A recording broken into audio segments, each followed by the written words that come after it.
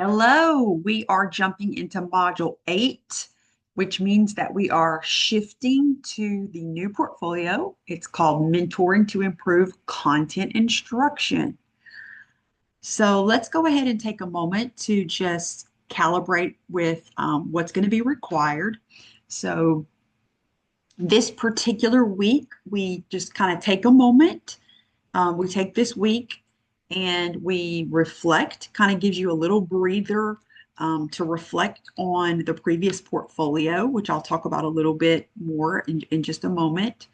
And it also helps you kind of shift and transition from classroom management to content instruction.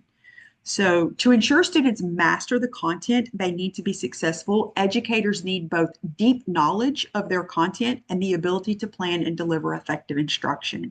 So, as part of the mentoring cycle, mentor teachers will diagnose and prioritize areas for growth, provide coaching and support, monitor progress, and adjust courses needed in order to support improvements in a mentee's content instruction.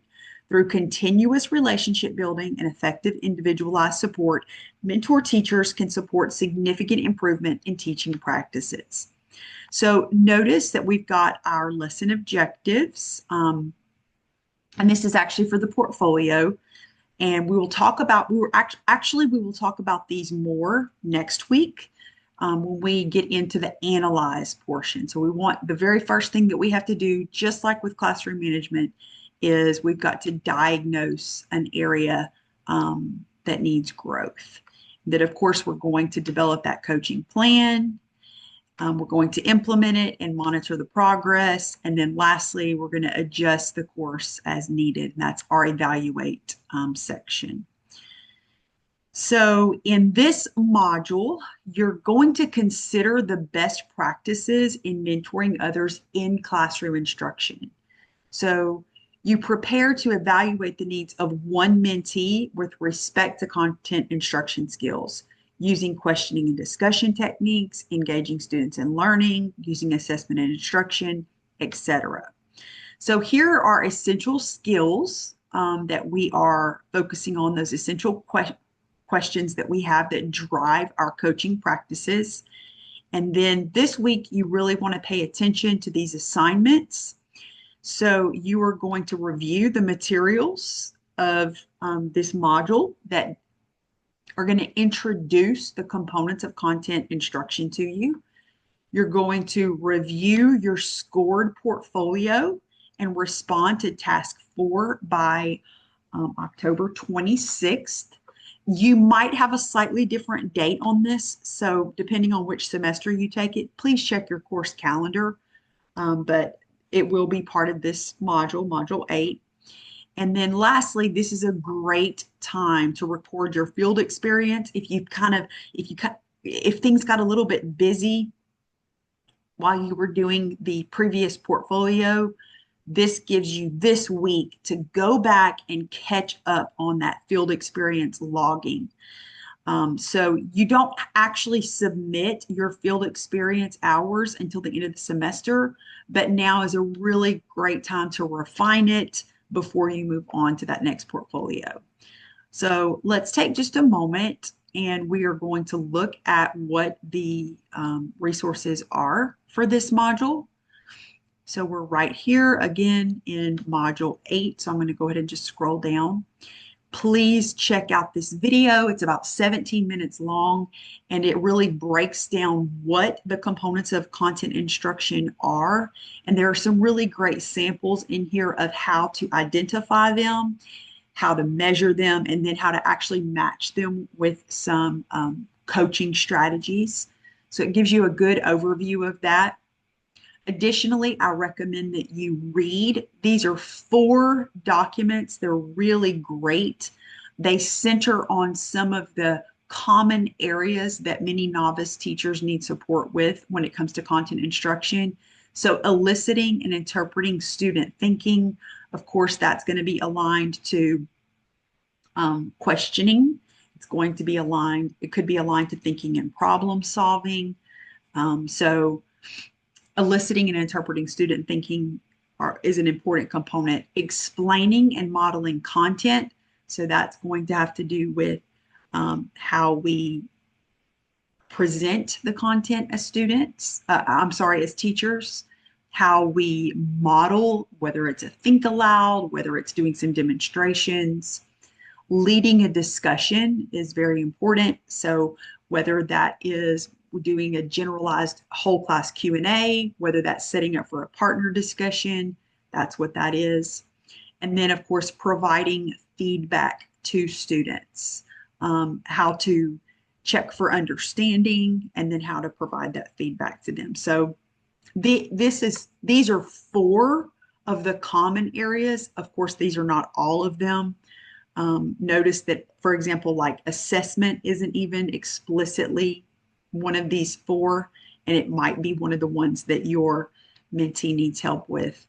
But it just gives you some good food for thought about where to get started. And then finally, we're at the reviewing and reflecting on the previous portfolio, mentoring to improve classroom management. So let me just click right here and go over this assignment with you.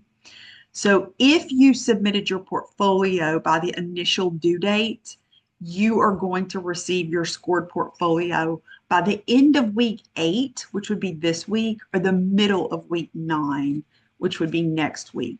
So you can be looking for it right about that time. When you get it back, you need to carefully review the scoring document that's going to come back with your portfolio, and it will contain the proficiency level, the raw score, written feedback, and your certification status at that point, if you've passed the portfolio or not. Then you use those results to answer these questions. And this is set up to where you can just copy and paste these prompts directly into the dialog box and then fill it out. So for example, this first one is I will or I will not make the necessary revisions and resubmit by the date is provided here. Again, please check your course calendar and your own Canvas, depending on when you're taking this. Of course, if you passed, you do not need to make these revisions. This is only if you did not pass. I understand that I must receive a passing score on both portfolios to receive mentor teacher certification. I also understand that if I decide to resubmit, I will go back to the initial submission module and submit my revised portfolio. So if you don't pass your classroom management, you do have an opportunity to do one resubmission without having to retake the course or repay any fees. And so I gave you the date about when to do it, when to take care of it. The second prompt says one reinforcement of the portfolio that I want to carry into the next portfolio is, and so I'd love it if you would please cite some of the feedback that was provided to you on your portfolio. And you can even provide some of your own, to supplement that as well. You just want to demonstrate that you took the time to read the feedback. Number 3, a refinement of the portfolio that I want to carry into the next portfolio is, again, referencing some of the feedback and supplementing with your own experience.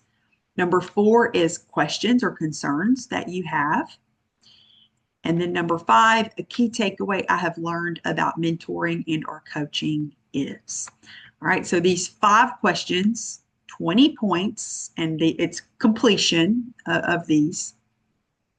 Please just complete with fidelity, proofread carefully, and then your due date for this is October 27th. All right, and that gives you plenty of time to get it back and review it. All right, let's go back, and that takes care of your assignment. Again, that scored portfolio is going to be coming back to you the end of week 8 or no later than the middle of week 9. So let's look really carefully. You've got your video, you've got your readings to refine your understanding, and then you also have this assignment about reviewing your previous portfolio. The last thing I'd like to direct you to is, actually there are 2 things. So second to last is we want to click right here. Again, as I mentioned earlier, this is the perfect time. Come back, Make sure that you're all caught up with your field experience log. An overview is provided here to help remind you how to do that if it's been a little while. And the last thing I'd like for you to do is in Module 2, here is the LAER and the LER rubric. These are going to be provided again for you in Module 9, but I do recommend that you just kind of check them out. For example, I'll click on the LAER one, and that way you can begin to what some good parts of the rubric are, or some relevant, I guess I should say, that would be a better term, relevant parts of the rubric are when we're talking about content instruction. So for example, if we're talking about content instruction, definitely questioning, academic feedback, thinking and problem solving, those would be really good ones. Now this one is tricky. So engaging students, that one is actually going to be content instruction, but managing behavior, that one is most closely aligns with classroom instruction. I'm sorry, not classroom instruction, classroom management. Instructional plans definitely can be part of content instruction, assessment. So you can see we've got quite a few that are relevant to the rubric when it comes to content instruction. Well, I think that takes care of the overview for Module 8. Again, it kind of gives us a little pause, a little palate cleanser between the two, these two big portfolios. Of course, you are going to want to continue those relationship building exercises that you've already done with the mentee. You're welcome if you would like to